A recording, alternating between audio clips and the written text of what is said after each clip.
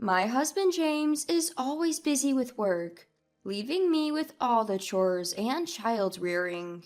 I'm used to doing all the child care on my own, but one day our daughter fell seriously ill and we rushed to the hospital. Feeling helpless, I tried to contact James, who was supposedly on a business trip, but I couldn't reach him.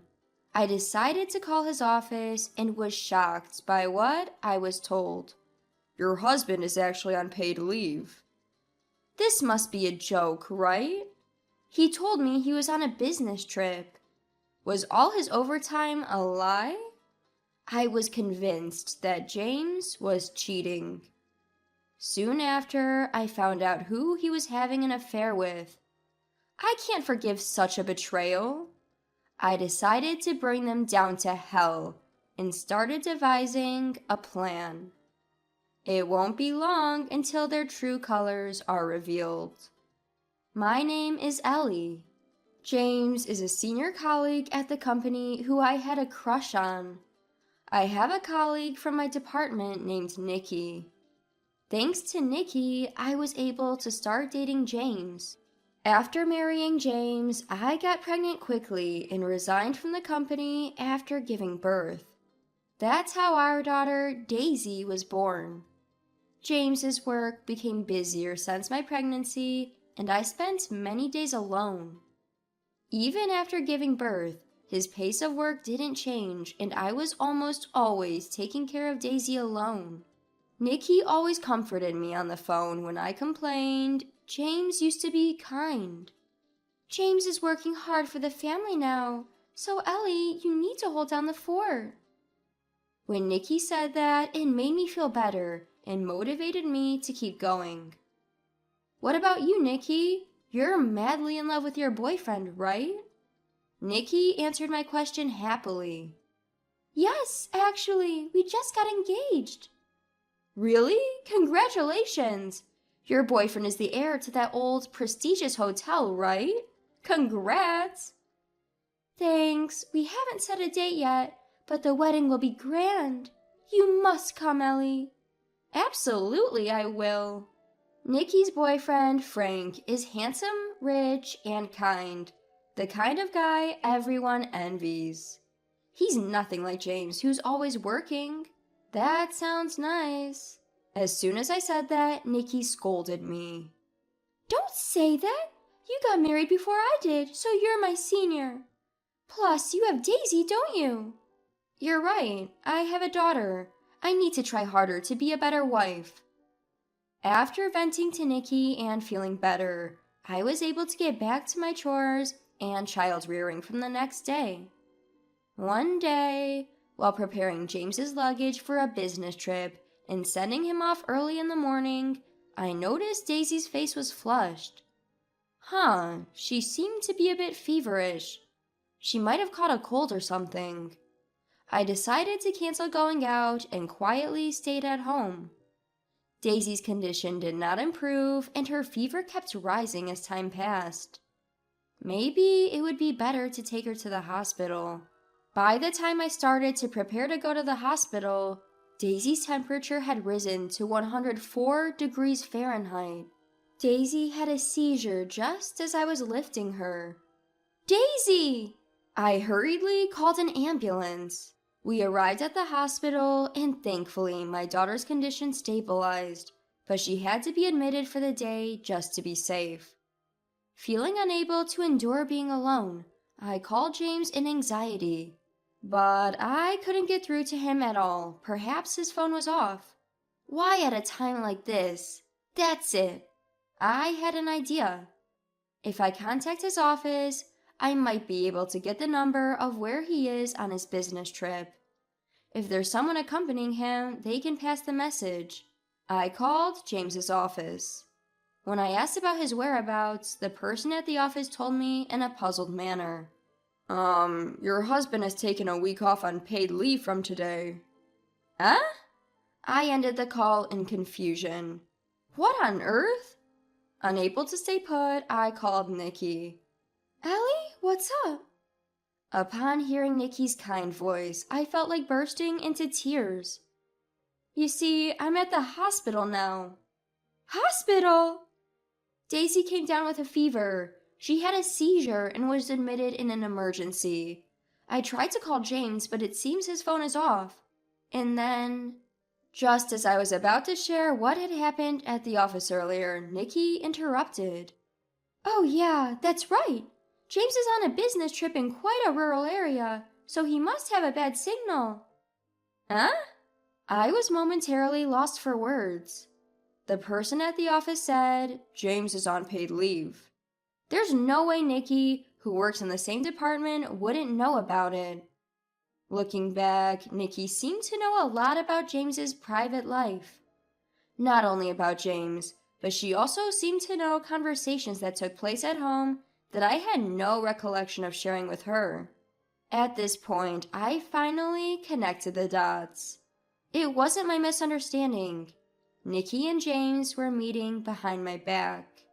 Even now, surely. Barely resisting the urge to confront, I asked Nikki for confirmation.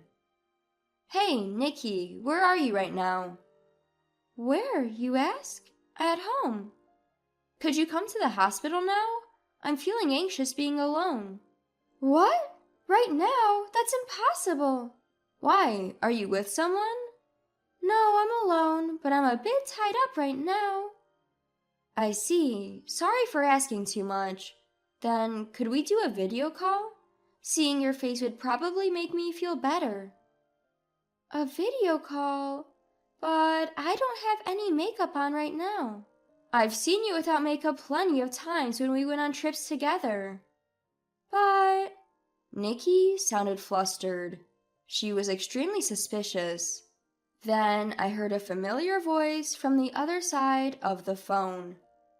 Nikki, stop talking on the phone and come over here. It was unmistakably James's voice. Ah, sorry. The TV was just left on. Nikki hastily tried to cover it up, but I was not fooled. I can't believe those two have been betraying me behind my back. However, there's no point in confronting them now. I patiently endured and maintained my composure. No worries, I didn't mean to disturb you while you're relaxing and watching TV. I'm just a bit shaken up, that's all. Talk to you later. Yeah, I hope Daisy gets well soon. Nikki ended the call with a relieved tone. A few minutes later, I received another call, this time from a panicked James. Ellie, is Daisy okay? Huh? How do you know about it? Ah, well, you called my cell phone, didn't you? The only reason you'd call while I'm on a business trip must be about Daisy, right?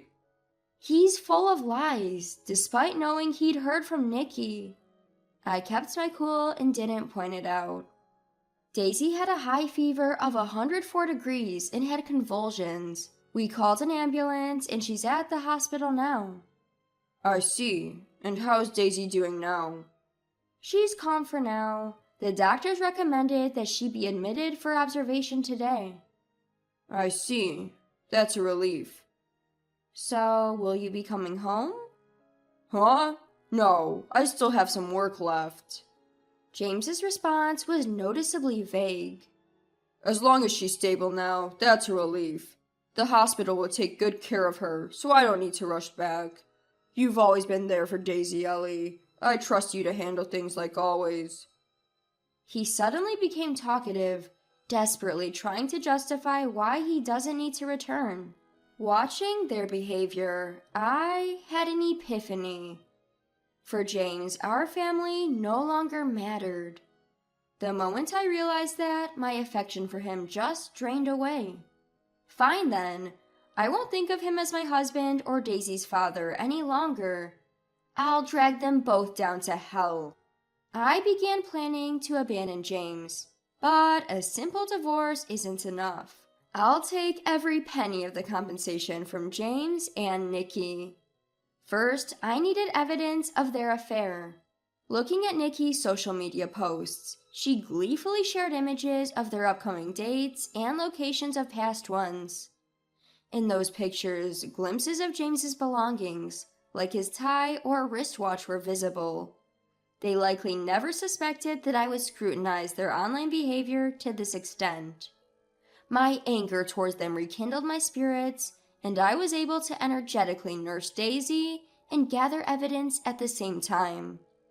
The test results showed no issues, so Daisy was to be discharged the following day. While James was on his so-called business trip, he didn't once inquire about Daisy's test results. That solidified my resolution.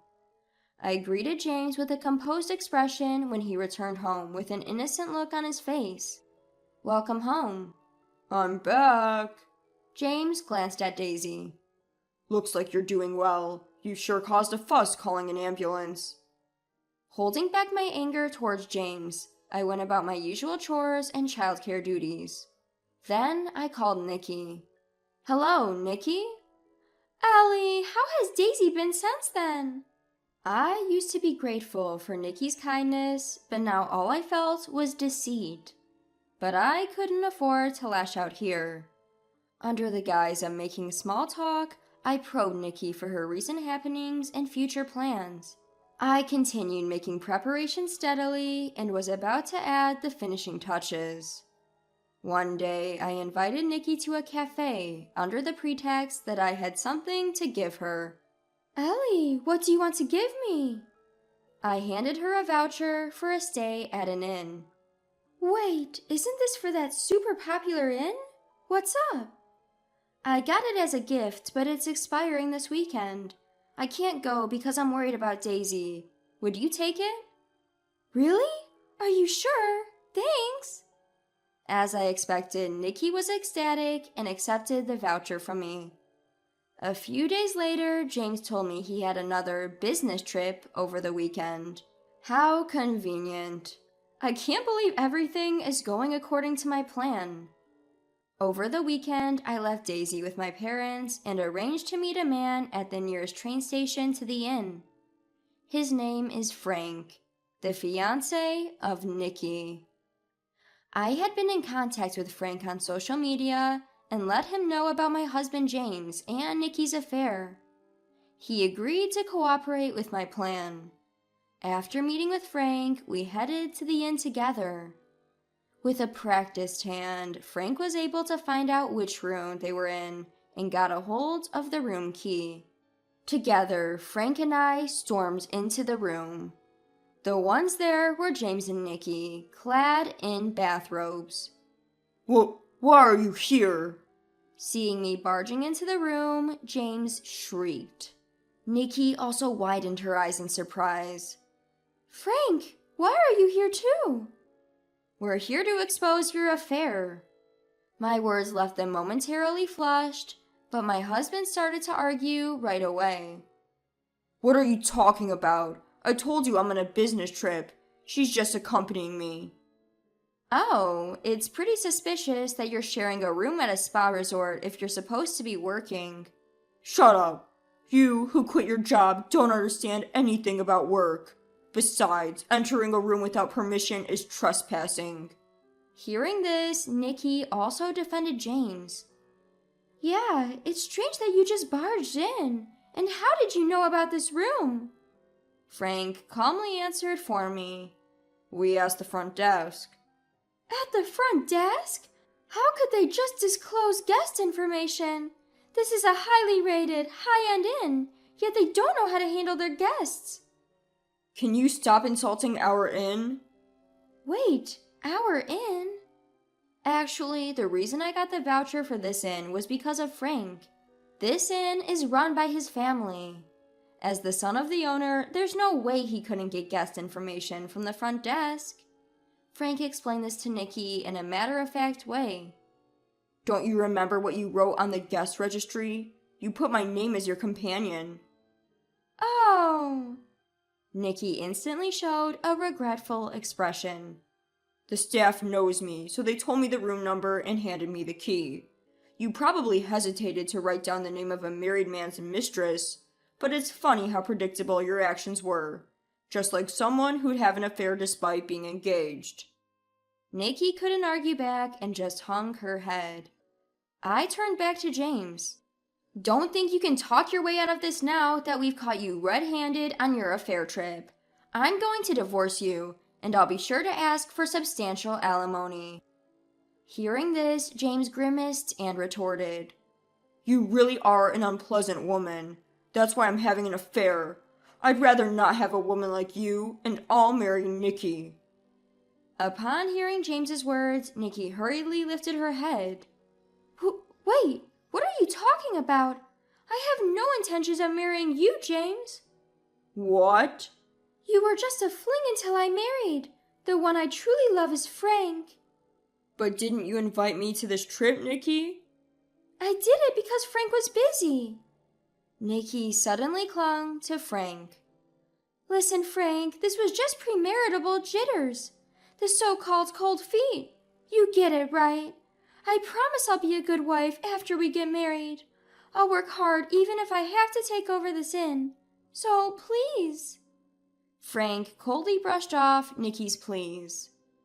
"A woman who cheats because of cold feet is bound to cheat again, claiming baby blues or midlife crisis. I have no intention of spending my life with such a foolish woman. It's out of the question to entrust her with the inn that has been passed down through generations." You're saying you want to break up?" "Yes, our engagement is off." Facing them, who were pale as death, I declared, "Now that you and Frank seem to have sorted out your issues, let me state my demands.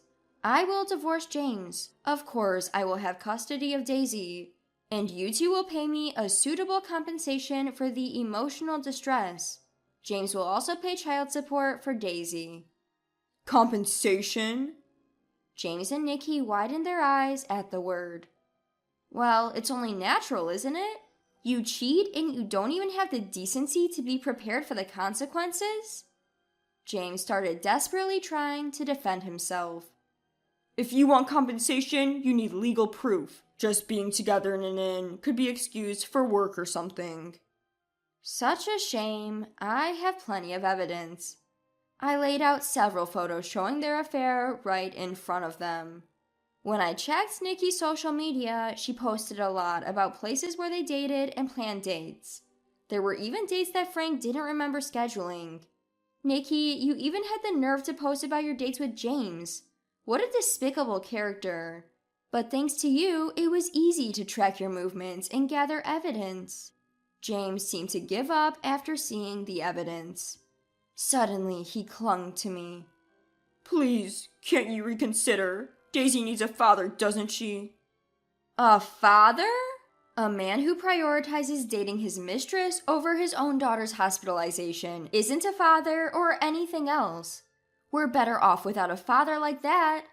All this time, you've left everything to me when it comes to Daisy. Don't you dare pretend to be a father now." As James fell silent, Frank seemed to remember something and said, "Oh, right. Since the guests were falsely registered under a pseudonym, that voucher is invalid. So, make sure you pay for your stay here." Immediately, James and Nikki started arguing. "I'm not paying for this expensive place. I only came because Nikki said it was free." "What? This mess is all because you got cheating, James. Now my plan to marry into a wealthy family is ruined. You're responsible for this, so you should pay my compensation."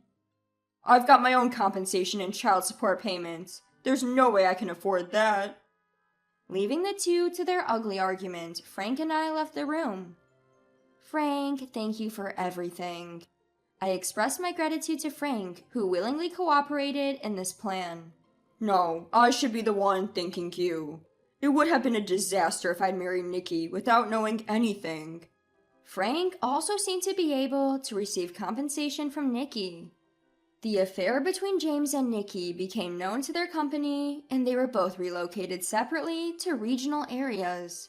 The reasons for their transfers became rumors at their new locations, and their bad reputation spread quickly. Now, it seems they are both being ostracized from their communities. On the other hand, I was able to re-enter the workforce at a company introduced by Frank.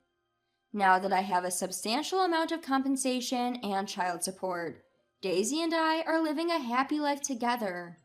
Even without a father, Daisy and I will definitely find happiness. I held my little girl's hand.